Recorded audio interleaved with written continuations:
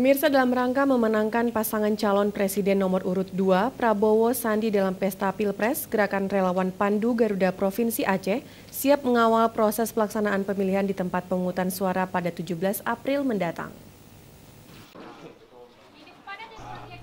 Konsolidasi maksimal dalam kerja pemenangan Prabowo Sandi pada pesta pemilihan presiden 17 April 2019 mendatang terus dilakukan oleh sejumlah relawan dan tim sukses pasangan dari nomor urut 2 di Indonesia.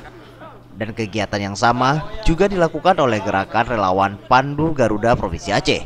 Pertemuan tersebut dihadiri oleh sejumlah pengurus GPRG yang ada di 23 kabupaten kota di Aceh. Ketua GPRG Aceh, Ferry Kamal, menyebutkan dalam pertemuan ini pihaknya akan membahas berbagai langkah dalam mengupayakan memenangkan pasangan Prabowo Sandi untuk memimpin Indonesia 5 tahun ke depan dan memastikan agar suara pemilih di lapangan tidak dicurangi, maka pihaknya nanti siap mengawal proses pemilihan yang dilaksanakan serentak di tempat pemungutan suara pada 17 April mendatang. Untuk kita semua dari GRPG 08, jadi untuk pertemuan ini rakerda atau konsolidasi untuk merapatkan barisan untuk pemenangan Pak Prabowo Sandi. Jadi ke depan atau sekarang kita solidkan semua seluruh relawan, bukan relawan GRPG aja, tapi seluruh relawan Prabowo Sandi yang ada di Aceh.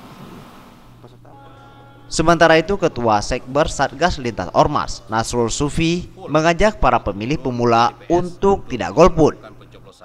Jangan golput lah, karena tingkat golput di Aceh masih tinggi.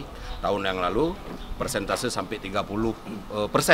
Jadi kita berharap kali ini semua masyarakat untuk datang memilih, tentunya memilih 02 untuk Pilpres. Terima kasih.